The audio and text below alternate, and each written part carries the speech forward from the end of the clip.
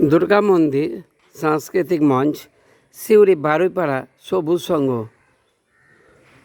2021।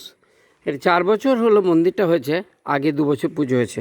অনেক এরকম বলছে, কেউ 100, কেউ 30, কেউ 10, কেউ 15, এরকম সঠিক বললো না। ঠিক আছে,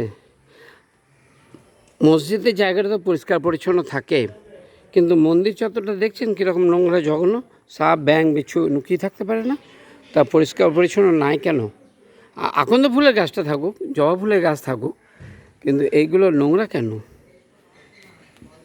আমি কিছু জানি না। তবে মন্দিরের সামনে এই যে বালির ঢিপ, পাথরের ঢিপ, আর এই ষষ্ঠী গাছ মানে পাকুড় গাছ আছে আর তেঁতুল গাছও আছে।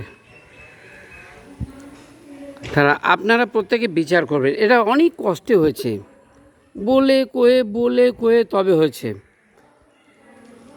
হয়তো এমনও হয়তো কেউ অনেকে বাধা বিঘ্ন ঢেলেছিল, ঠিক আছে, মন্দিরটা না হওয়ার জন্য। তারা আপনারা বিচার করবেন, মন্দিরটা যুগ যুগ জিও, ঠিক আছে, পরিষ্কার পরিচ্ছন্ন যেন হয় অবশ্যই। হ্যাঁ, ঠিক আছে। এই শিব মন্দিরটাও যেন পরিষ্কার, ওই যখন শিব মন্দিরের ওপরে গাছগাছরা কেউ পরিষ্কার পরিচ্ছন্ন নাই, ঠিক আছে, একটু দেখবেন দয়া করে। অটুট ধন্যবাদ। খবরটি আপনাদের ভালো লাগলে লাইক করবেন, শেয়ার করবেন ও সাবস্ক্রাইব করবেন। আমার যদি কোনো কিছু বলা ভুল ত্রুটি হয়ে থাকে, পৃথিবীর সমস্ত মানুষ আমাকে ক্ষমা করবেন।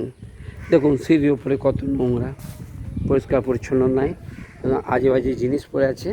এই দেখুন, ছি ছি ছি ছি, মন্দিরের উপরে এসব ফেলে কেউ? দেখুন নোংরা ফেলে আছে, দেখেছেন কী সব ফেলেছে?